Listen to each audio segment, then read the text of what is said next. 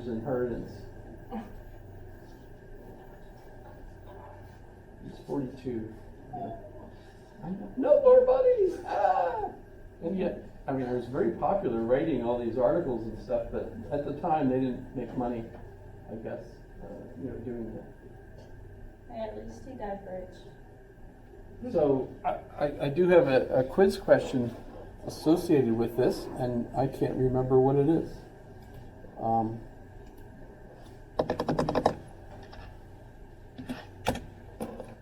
Hopefully I'll be able to find it right away so that I give you the right question.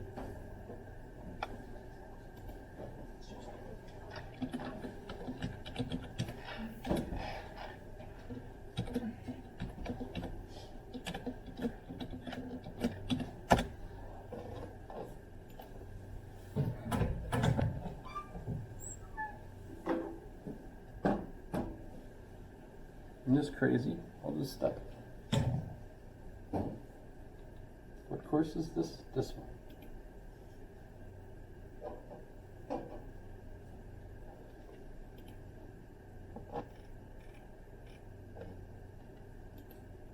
Is this stuff useful, by the way?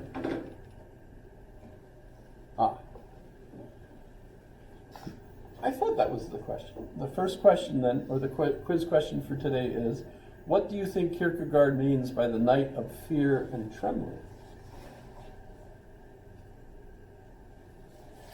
And notice I had the link to the Wikipedia.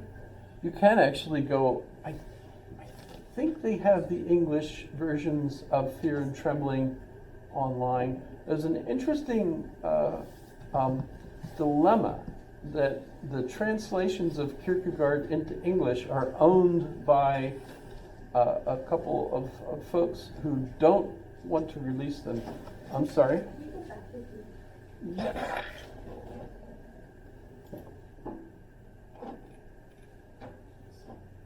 So this is the first one.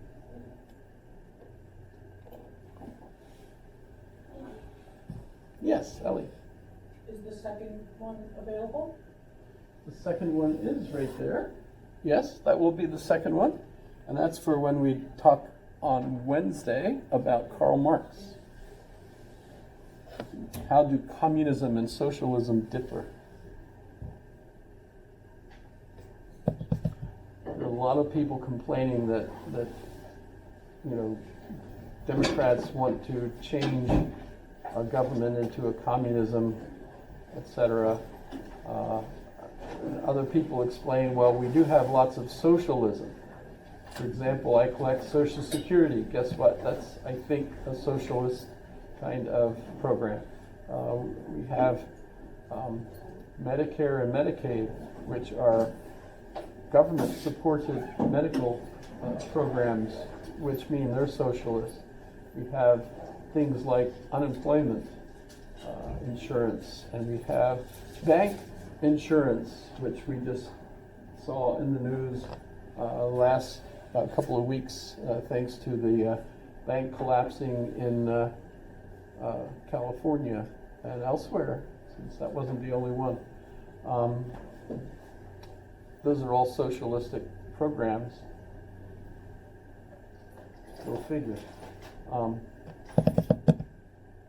Lots more about Kierkegaard to talk about. He's really, really popular. People like to start reading him, and they feel like, oh, he just really gets to your heart, your real questions about your everyday life.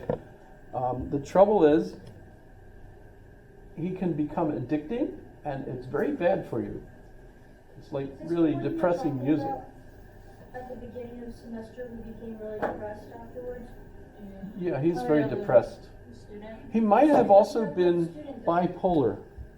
Oh yes, I did have a student who got in. He was well dressed, shaved, ate breakfast, and then he hit Kierkegaard. And I saw him like a year or two later, and he was just so sallow faced and dressed in a black raincoat and just looked, ghoulish almost. And I thought, are you still reading Kierkegaard? Oh, I can't get enough of him. Stop! It's like, it's like a drug. you know, it's an intellectual drug in a sense, you know, but it's also very depressing. So, yeah, please read some of it, but keep in mind in the back of your head, don't get addicted to this stuff. In moderation. Moderation is, yeah, I can agree with Aristotle. Moderation in all things, although you know what killed Aristotle. Non-moderation? He had an overabundance of moderation. He didn't moderate his moderation. That's apparently the deaths of the philosophers. You ever look those up? What? By now, you should be able to really enjoy those. They're on the internet.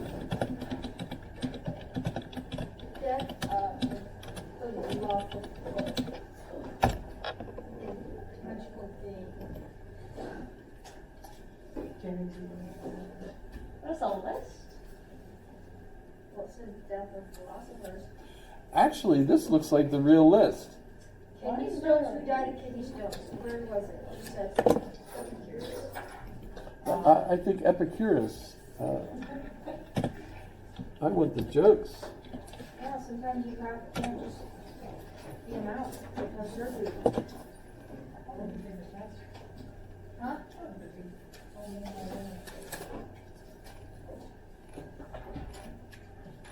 Oh well, you get the idea. There's so much more stuff going on out there. I can't possibly keep up with all the things that are going on the internet.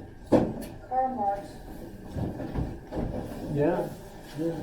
died of bronchitis. Well, that's probably how he really died. There's a list that's just funny. You know, I think even Darth Vader's on it. So